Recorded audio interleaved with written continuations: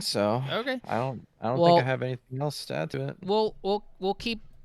We'll have the serious topic next. We'll keep the fun one for last. We'll stay on the Xbox train for now.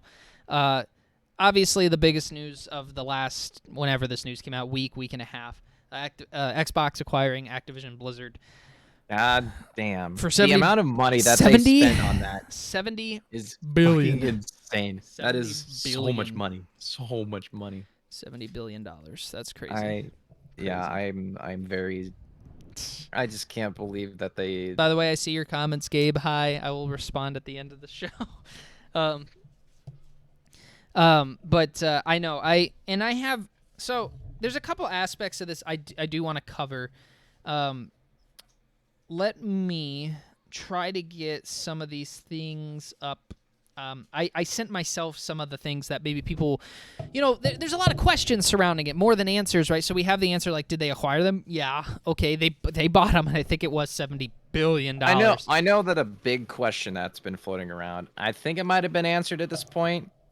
But one of the biggest questions was, are games that were owned by Activision and Blizzard that were on PlayStation going to no longer be on PlayStation? Okay, yeah, and that's actually the first. That is one of the first things I wanted to address. So it'll depend, but this is directly from Phil Spencer's Xbox page, or excuse me, Xbox, his Twitter account. Ugh. He has an Xbox logo for his name, so I'm like getting jumbled up in my head. He said, I had good calls this week with the leaders at Sony. I confirmed that our intent is to honor all existing agreements upon the acquisition of Activision Blizzard and our desire to keep Call of Duty, because that was the big one, right, on PlayStation. Yes. Sony is an important part of the industry, and we value our relationship. And Xbox, the official Xbox Twitter, responded with a blue heart. I assume that means they love Sony. Yeah, this is about, for Microsoft, is it about money? Yeah, it's about money. Like, let's not try to beat around the bush there. But there are a couple other things, they're probably trying to do here. And, one of them is not create exclusivity with something like a Call of Duty. Now, if there was a console version of World of Warcraft, could it be exclusive? Sure, why not? I mean, it's not as big, World of Warcraft's still big, but that would be kind of a niche, or a little more niche, I should say. And maybe that's not the best example. Like, what else does Activision Blizzard own? Like, they owned a lot. Diablo. Yeah, or something like that. Diablo and Warcraft. Don't they also own StarCraft too? Yep. So that's a lot of that stuff. Like a lot of RTSs. But and over so the shoulder. They're not going to. In fact, all of those games, if they made new ones, because they probably have bases on the other consoles. If they have a fan base on PlayStation, they're going to give them that so they can make their money. But Spyro the Dragon, well, it started on PlayStation. A lot of people connect it to the PlayStation 1. But overall, is there any reason they can't have a 1-year exclusive deal for Spyro 4 to be on Xbox? I don't see why not. You're probably not going to miss out on any money. Like, yeah. You'll miss maybe a little bit, but and I know that we'll get into that in a minute. That's where I'm a little more excited for things. Yeah, because you fucking have an Xbox Series X, you motherfucker. Well, no, not so much that, but I was going to say IPs that haven't been used in a while. Xbox, now we don't really know how every company uses old school IPs differently. Nintendo likes to use the same 2 or 3 and forget that the rest of them existed, as an example. Konami likes to turn them into pinball machines or whatever the fuck. Yeah, I wish Konami would or sell pachinko machines. Although recently Konami has kind of, they got a couple of, I think, isn't there a new Getsufuma game coming out that looked really good? I can't. Yeah. So there is things like that, right? It depends on the company. Square Enix, while they don't do remakes a lot, they do remaster or sequels a lot, either for their older games like Chrono Cross and things like that. They do tend to try to preserve their old games with 16, with bit remakes and stuff like that. They have all the Saga games on modern consoles and stuff now, right? So, we don't really know how Microsoft does with their old franchises because they didn't have a ton of. I mean, they're not that old. They came around when 3D was a thing. So, they did bring, of course, Halo's still around. Of course, Gears is still around.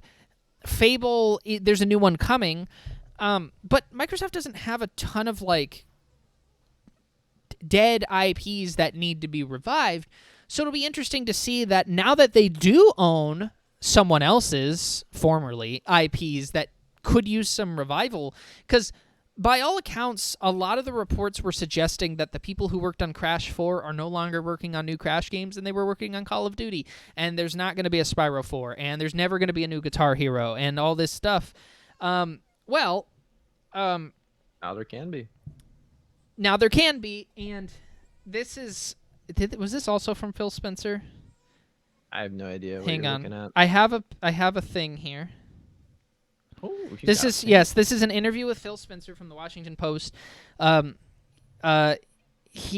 This is specifically on reviving old Activision games. Let's see. I'm trying to find where he said it. The oldest Activision game that I can think of, it's got to be, something like Tony Hawk or Crash Bandicoot or Spyro. Like, those are the oldest ones that they have. Yeah, so he says, I was looking at the IP list, and I mean, let's go, Spencer said. King's Quest, Guitar Hero, and he said, King's Quest, that's right. I should know this, but I think they have Hexen. Hexen, indeed an Activision Blizzard property, is a cult hit first-person game about using magic spells. I never played Hexen. But yeah, they have Blizzard. Tony Hawk, they have Spyro, they have Crash, so I know, like, it might seem like, well, Crash 4 just came out, right? Yes, but once again, by all accounts, it very much seemed like Activision had no plans to continue doing Crash games. They just wanted to make people happy with a remake, and then the fourth one. Spyro, we haven't heard anything about there being, like, a fourth one or whatever. And we know that even in that regard, the Spyro trilogy was rushed to finish. So, now Toys for Bob... No, they don't own Spyro, right? They just worked. Yeah, they just made the remake collection. So, yeah, actually, let's see. Toys for Bob. They actually mention it here. One of the studios working under Activision Blizzard successfully launched games like Crash Bandicoot 4. It's About Time, but was later folded. Here we go. Folded into supporting Call of Duty games. Fuck them. Jesus Christ. Spencer said the Xbox team will talk with developers about working on a variety of franchises from Activision Blizzard's vault. Spencer says, we're really hoping we'll be able to work with them when the deal closes to make sure we have the resources to work on franchises that I love from my childhood and that the teams really want to get, Spencer said. I'm looking forward to these conversations. I really think it's about adding resources and increasing capacity. I try not to pick sides, but I try not to be like, I love this guy from this company, because I have to understand at the end of the day they want my money. Phil Spencer their companies, is basically becoming the next Reggie Fils-Aimé. Phil Spencer is always. I will say this about him. 90% of the time, everything he says I agree with. Like, he's spot on with a lot of these things when it comes to backwards compatibility, when it comes to game preservation, when it comes to the very first time I had took notice of, like, things he was actually saying besides, we here at Xbox are announcing this new game at E3. Besides the press conferences, the first time he ever said something that I really took a note of immediately, and I was like, oh, I completely agree with that. He said something like, if you're going to be involved in the game industry, like, and you're going to be like a higher up or CEO, and I'm paraphrasing, of course. He said, I think that you should be heavily involved in actually playing the video games too, because we do know that there are a lot of people who, review games and are CEOs of these companies and stuff like that. They're very disconnected from... Yeah, they might know how to sell games, but they don't know jack shit about video games. And you get the impression that Phil definitely knows his stuff. Like, this is a guy... He definitely sounds like he is, extremely smart for his, the position he's in, and he talks like he's been a gamer his whole life. Like, he sounds like it's natural. It's coming from his heart. Like, it sounds like if one of us was to go up there and start talking about that kind of stuff, like, we would say the same shit as he. And it's like, it's just so, good to hear someone actually come up and finally say something like that, as opposed to like, the Sony CEO where he was talking about how, people don't want to play older generation games, and that's why they're not pursuing backwards compatibility with their, Yeah. newer Um, systems. Yeah, Phil definitely. I hate to set this precedent for the second stream. If Phil ever says something stupid, and I'm just like, that is fucking stupid, Phil, I promise we'll call it out on stream. Because like I said, I don't Yeah. want to sound like a homer. I don't want to sound like we're playing for one side. But I'm just gonna say right now that like 90% of the time he said something, I'm like, he's exactly right. Like he absolutely knows Yeah. what he's talking about. And then obviously the last big part, and I won't get too deep into it. People were wondering, like, okay, well, Activision Blizzard is in that big lawsuit right now. Are they going to keep those people around? And, like Bobby Kotick, the CEO, and the board of directors. They already got rid of Bobby, right? I swear they probably gave him an ultimatum, but he is gone once the acquisition is done. And I know a lot of people were like, well, he still got $6 million for selling it, because I think he did. Yes. But what are you supposed to do? He wasn't going to leave otherwise. You if you want him out, you gotta, play ball. You're right. So I believe that they made the acquisition and they probably gave him an ultimatum. That's just my belief. I don't know that for sure. My best guess. Or maybe he really did want to get out of the game. I don't know. The other people they'll have to go after those board of directors. But I can tell you, when companies acquire big things like this, they want their people in place. And Activision Blizzard is going to report directly to Phil Spencer, speaking of which.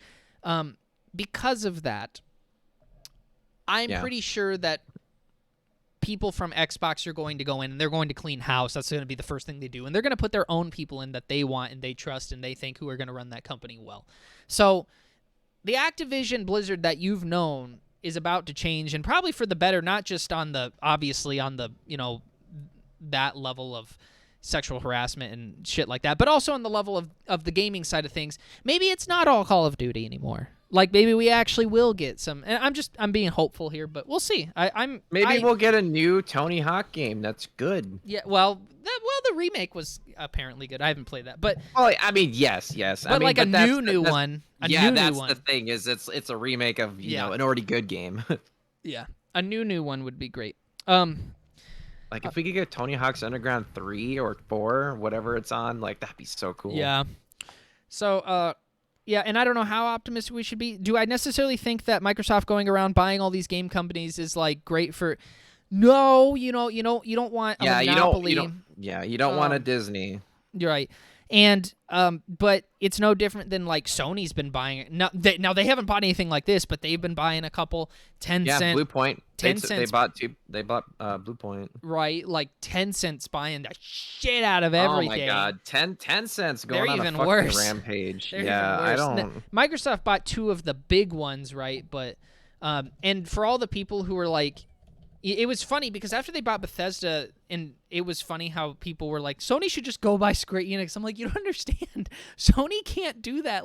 They cannot. They can't spend. We thought, how much did they pay for Bethesda? Well, that's kind of old news now. But right. Let's see. That was was it $6 billion? $7.5 billion when they bought Bethesda. When they bought ZeniMax Media, which included Bethesda. We were telling people at that point, look, Sony can't just go and buy Square Enix, which how much are they worth? Or Sega. That was another one. They were saying they should buy Sega, and then there was rumors of Microsoft buying Sega, which didn't happen. Square Enix is $6 billion. Well, their revenue last year though was $332 billion. You cannot buy Square Enix, no matter how close your relationship with them is.